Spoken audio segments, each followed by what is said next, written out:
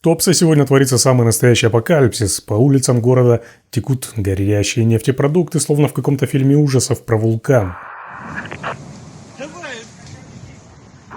Мазут из нефтехранилищ попадает в реку, по реке он течет в море, загрязняя морскую воду и убивая все живое, все, что находится в воде и на берегу. Это рыбы, животные, птицы. Как вы помните, несколько дней назад в Туапсе была аналогичная ситуация, когда нефтехранилища горели несколько дней, 4 или 5 дней, я уже не помню. И вот только их потушили, как они загорелись вновь. Сегодня эти нефтехранилища были вновь атакованы БПЛА. И сегодня власти Туапсе начали эвакуацию жителей города. Эвакуируют целые районы города. Да потому что там уже деваться им некуда. Там по улицам течет самая настоящая горящая лава, которая угрожает сжечь нахрен весь город.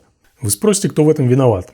Сейчас я попробую вам объяснить. Но для начала вырубите нахрен свои зомбоящики, отвернитесь от телевизоров и вообще перестаньте смотреть государственное ТВ и читать государственные издания российские. То, что происходит сегодня в Туапсе, это прямое следствие той преступной войны, которую Путин развязал против Украины. Он напал на страну, которая ничем никогда не угрожала России.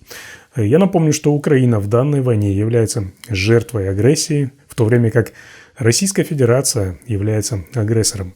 Но жертва агрессии по международному праву имеет право защищаться любыми доступными способами, что Украина и делает.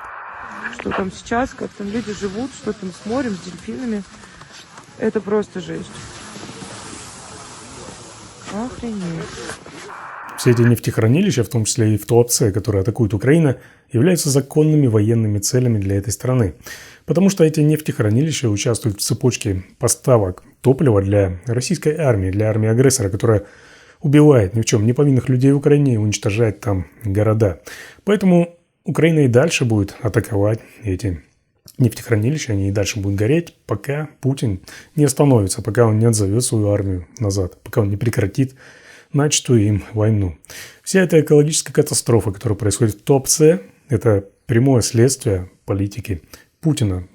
Я напомню, что Путин – это вор, убийца и военный преступник. Его необходимо остановить как можно быстрее и отстранить его от власти. У меня на этом все. Это был майор в отставке. Ставьте лайки к этому видео. Обязательно делитесь им. Ну и подписывайтесь на мои каналы в YouTube и в Телеграме. Там много чего интересного и полезного. Всем удачи, всем пока. Берегите себя.